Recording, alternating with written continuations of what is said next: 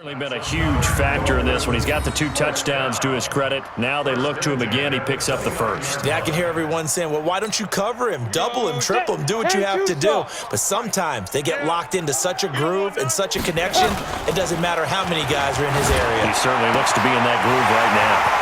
Now an open man, that's the tight end, Gesicki. It's complete. And he'll take this into the end zone for a Dolphins touchdown. Mike Gesicki, 29 yards, as his guys continue to pour it on. Boy, it's nice to have that big, reliable target you can go to. Each and every time. A lot of people see that position as a fallback. Throw it to them when all else fails. Not at all. This guy can make plays, and that's exactly what he just did. Yeah, play here for a touchdown. Tavecchio good on the extra point, and that will extend this big lead. So that drive, 4 plays, and it ends with a touchdown for the Dolphins. Out is the kickoff unit as they run up and send this one away.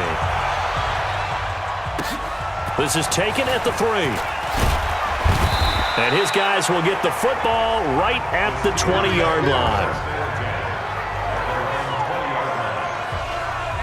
Time for the Steelers offense now to get set for their first possession of half number 2. They're down in this game. A chance for the offense, though, to put something on the board, get some momentum here in half 2. Try and get things kick-started for them. And you know at the half, they discussed how they were going to get that done. This is where scripting comes into play a lot of the time. How many plays do you script coming out of the second? Most of the time in the first half, you're scripting 12 to 16. I think in the second half, you're really scripting more like 8 to 10. Kind of a starter or an opener, whatever terminology they use. Just something to get you off to a quick start. From the 24. Rosen. Vance McDonald, the tight end, was the target. And now it's 3rd down. You know, last week I remember asking you, what would an offensive coordinator be looking for week 2 of the preseason? Now we're in week 3. Defensive coordinator-wise, what's he looking at? For the most part in preseason, you're playing pretty basic stuff, pretty vanilla defenses. You're looking for guys that play with abandon, that just go out and make plays. You kind of let their athletic ability take over in order for you to notice them. He continues to struggle to find a crease to break off a big one and might need to just put that aside and just try and ram his way forward and get what he can.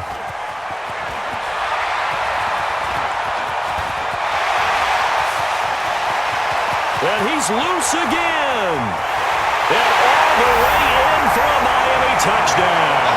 Well, he covered a lot of ground, 82 yards on the punt return, as his guys continue to put this one out of reach. Well, it certainly feels like that kind of game, doesn't it? No matter what they do, it's going to work. That might be the absolute crusher right there, a punt return for a touchdown. Feels like there's been a lot of crushers in this game. This lead just gets bigger. Extra point up and good by Tavecchio, and the lead will swell by 1 more. Well, it's no secret. That's why they have him return punts. He has the capability to take them back, and he did so there. So after surrendering the punt return for a score, let's see what they can do in turn on this kickoff. This is taken at the 3.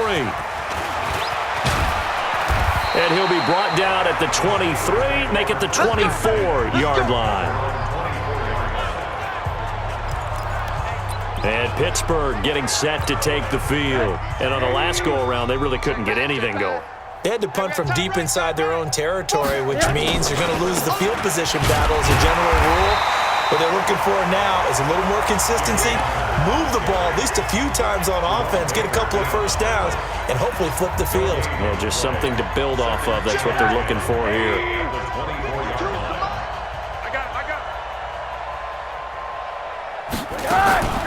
Again, it's counter, and they're able to swarm him behind the line, and his rough night continues.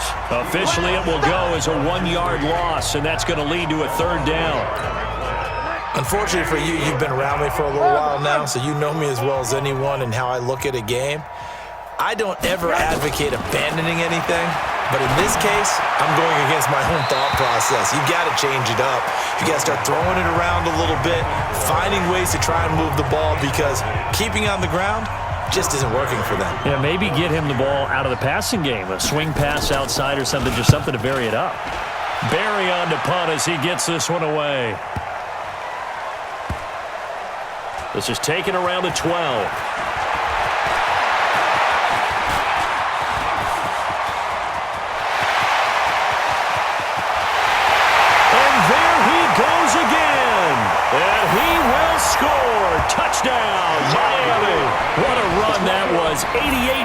on the